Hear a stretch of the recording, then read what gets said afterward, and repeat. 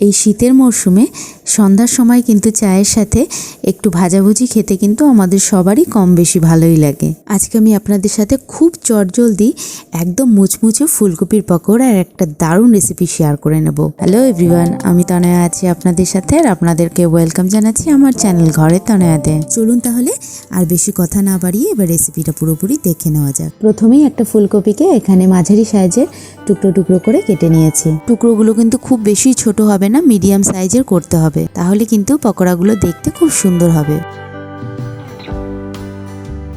এখন ফুলকপিগুলোকে একটা বাটিতে নিয়ে ভালো করে ধুয়ে নেব।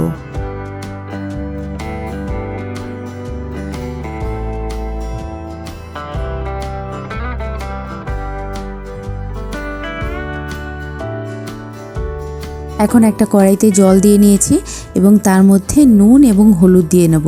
জলটা গরম হয়ে আসলে এর মধ্যে ধুয়ে রাখা ফুলকপিগুলোকে ছেড়ে দেব।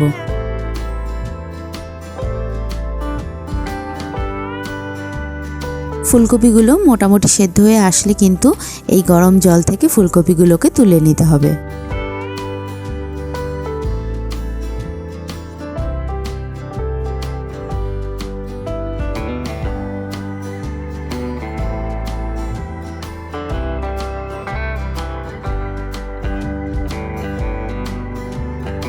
এখন পকোড়াটার জন্য ব্যাটার রেডি করে নেব। ব্যাটারের জন্য নিয়ে নিচ্ছি চালের গুঁড়ি। চালের গুঁড়ি ব্যবহার করলে কিন্তু পকোড়াটা খুবই মুচমুচে হবে এবং তারই সাথে নিয়ে নিচ্ছি বেসন।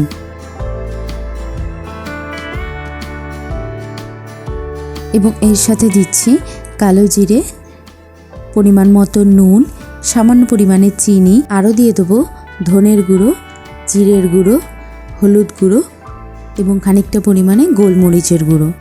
আপনারাও কিন্তু এর সাথে চাইলে যে যেরকম ঝাল পছন্দ করেন সেই অনুযায়ী লঙ্কার গুঁড়ো ব্যবহার করে নিতে পারেন। এখন সমস্ত মশলাগুলোকে চালের গুঁড়ি এবং বেসনের সাথে ভালো করে মিশিয়ে নেব এবং অল্প অল্প পরিমাণে জল দিয়ে ব্যাটারটাকে রেডি করে নেব। প্রথমেই যদি বেশি পরিমাণে জল দিয়ে দেওয়া হয় তাহলে কিন্তু ব্যাটারটা বেশি পাতলা হয়ে যাবে, তাই অল্প পরিমাণে জল দিয়ে দিয়ে ব্যাটারটাকে রেডি করতে হবে। ব্যাটারটা কিন্তু খুব বেশি ঘনও হবে না এবং খুব বেশি পাতলাও হবে না। দেখুন আমি ভিডিওতে যেরকম দেখিয়েছি এর ঘনত্বটা কিন্তু এরকমই রাখতে হবে। খুব সুন্দরভাবে কিন্তু ব্যাটারটা রেডি হয়ে গেছে। এখন ফুলকপিগুলোকে ব্যাটারের মধ্যে ছেড়ে দেওয়ার পালা। একটা চামচের সাহায্যে ব্যাটারের মধ্যে ফুলকপিগুলোকে একটু মিশিয়ে নেব। এক ফাঁকে কিন্তু আমি তেলটা গরম করতে বসিয়ে দিয়েছিলাম এবং তেলটা কিন্তু বেশ ভালো করে গরম হয়ে গেছে। এখন ব্যাটারে ডোবানো ফুলকপিগুলোকে এই তেলের মধ্যে ছেড়ে দিচ্ছি এবং গ্যাসের ফ্লেমটাকে মিডিয়াম টু লোতে রেখে ফুলকপির পকোড়াগুলোকে ভালো করে ভেজে নেব। এই একইভাবে সমস্ত পকোড়াগুলো কিন্তু ভেজে রেডি করে নেব। এই শীতকালের সন্ধ্যায় যদি চায়ের সাথে এরকম মুচমুচে ফুলকপির পকোড়া পাওয়া যায় তাহলে তো আর কোনো কথাই হবে না। আমার এই রেসিপিটা দেখে আপনারাও কিন্তু অবশ্যই বাড়িতে একবার ট্রাই করে দেখুন।